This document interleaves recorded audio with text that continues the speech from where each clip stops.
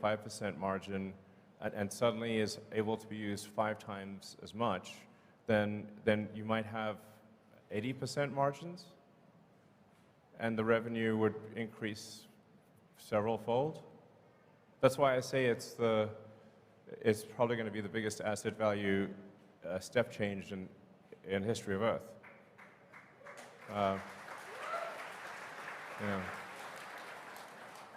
And energy does not have simply does not have such an increase in asset utilization. So I would expect energy to remain at sort of a 25%-ish to 30% margin.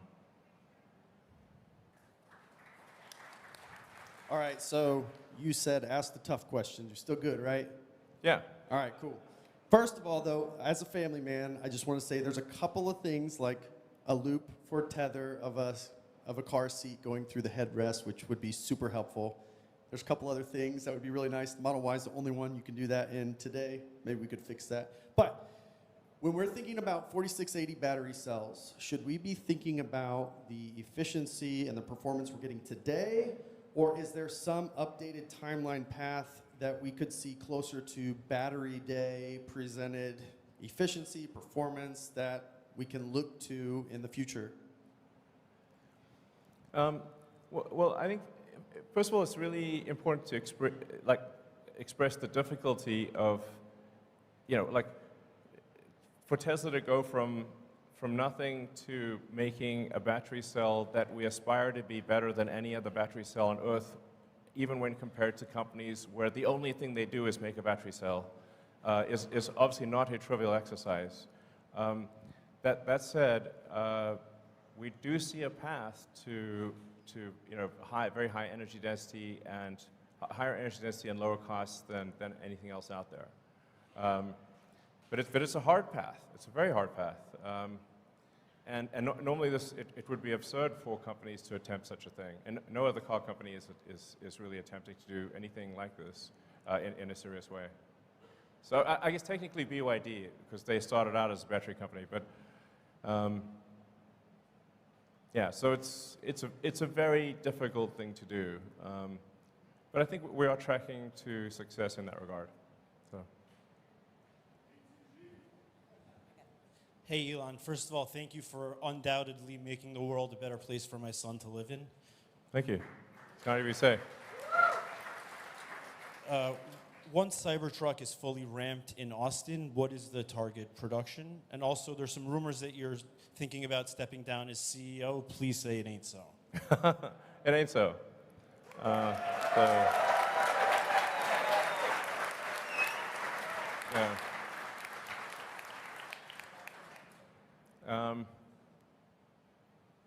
Yeah. So I think Tesla's going to play an important role in AI and AGI, and I think I need to oversee that to make sure it's good. So, because that's a thorny problem if there ever was one. I think generally people do not, or very few people, even in the AI community, do not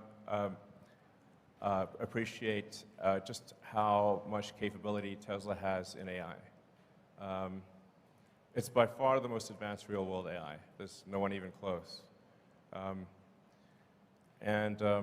Reality has the most degrees of freedom. So I got to make sure that's good. Sorry, and you were saying something? Cybertruck fully ramps here in Austin. Target production. So, as I said, we'll start production later this year. We'll start handing over cars later this year. There will be an S-curve of production, so it'll be slow at first, and then ramping up. And I guess we'll see what the demand is like. So, I think we're likely to do probably 250,000 a year, I think, maybe more. Again, very much dependent on what the demand is like, and it's we don't just need to ramp up production, but we also need to improve the production cost efficiency, which is going to be also a very, very hard thing. So, but I'd say it's, $250,000 a year is a reasonable guess. And it might be 500,000, I don't know, but we'll make as many as people want and can afford, but then like I said, it's going to be hard to make the cost affordable because it is a new car, new manufacturing method. So in the grand scheme of things, relative to the production rate of all the other cars we make, it will be small, but still very cool. Yeah, thanks. Elon, maybe 3 more questions? Sure. Oh, thank you. Good day, Mr. Musk. Hello, my name is Delia Archer, and this question aims to address Tesla's efforts in developing skilled workforce, attracting diverse talent, and promoting career opportunities within the company. When I look around, I see a lot of young faces, and I think about internships and apprenticeships for students in high school and beyond. My question is, are there any plans to expand existing partnerships and explore new avenues for collaborations with educational institutions and nonprofit organizations to attract the next generation and vary career pathways?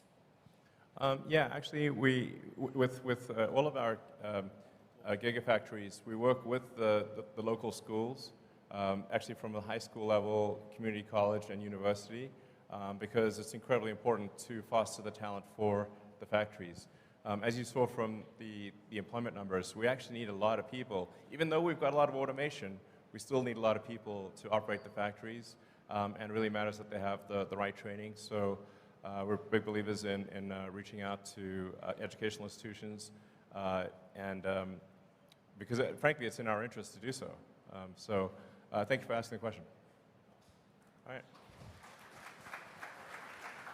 Elon, Josh Fuller. I had originally thought of asking about the fun police and pushing back on the boombox and allowing us to screech at people with goats again. But after seeing Optimus, I was inspired to ask, has anybody asked Optimus's opinion of Mars, and does he have a ticket yet? Well, Optimus is not a deep thinker at this point. Optimus is still, figuring out how to do basic stuff. It couldn't make, cook some eggs or something quite yet. So we need to get Optimus to the point where it has reasonable agility and can do basic things. And we're aiming for it to start off doing simple tasks that are sort of boring and repetitive or dangerous, basically jobs people don't want to do. So that's our goal, and I'm confident we'll achieve that goal. And then we've got to figure out how to make it at scale, make sure that the robot is safe.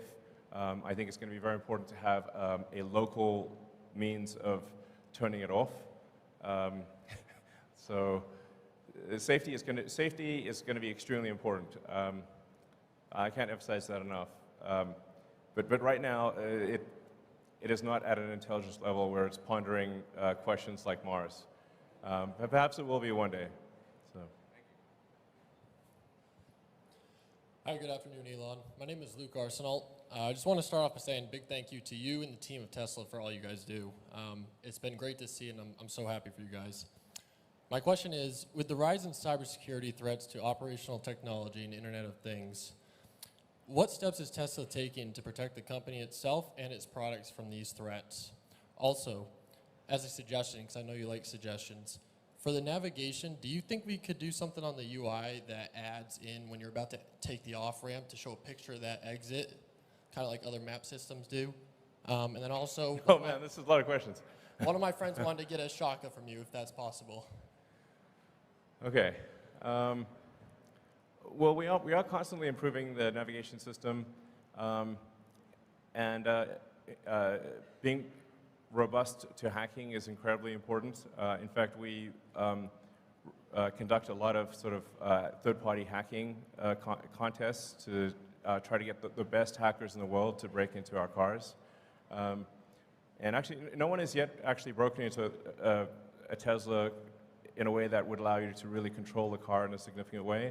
But they have gotten to where they can like honk the horn and mess with the infotainment system. And I'd like to thank them for their efforts.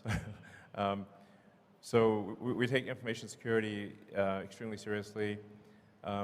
For navigation, yeah, there's definitely things we can improve there. But really, down the road, navigation visuals are not going to matter very much because the car is going to take you wherever you want to go.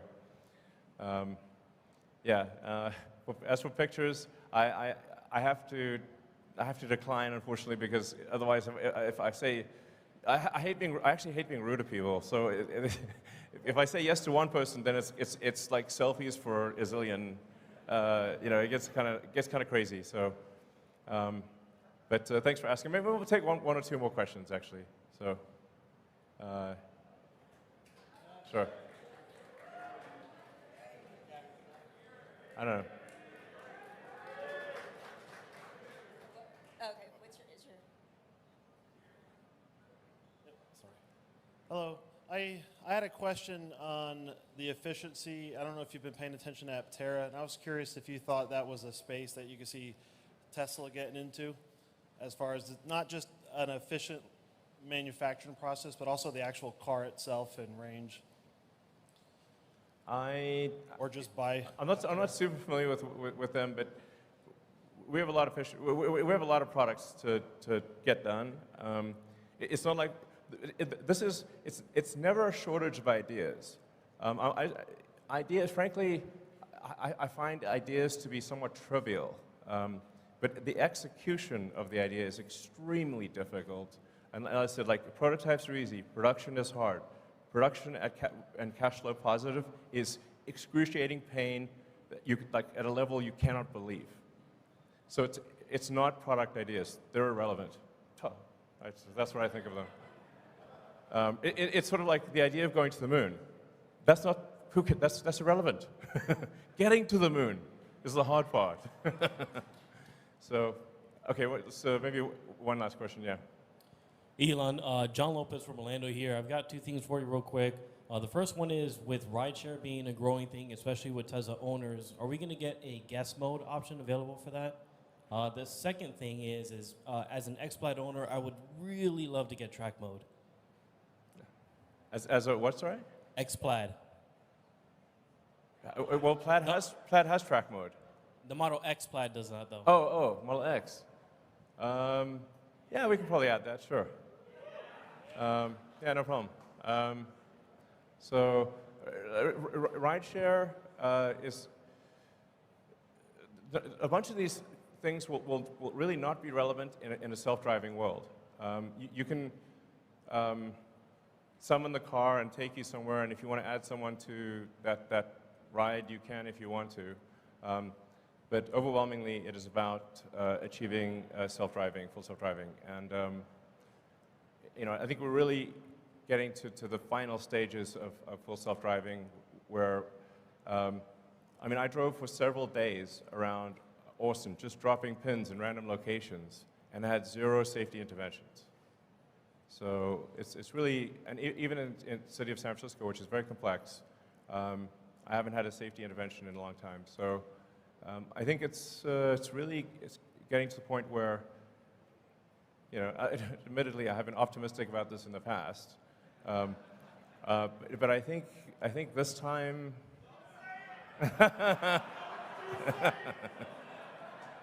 All right, I won't say it. All right, fair enough. All right.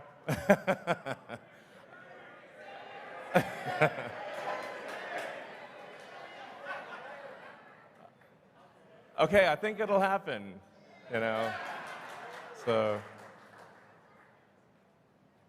all right. You want one last question? Sure.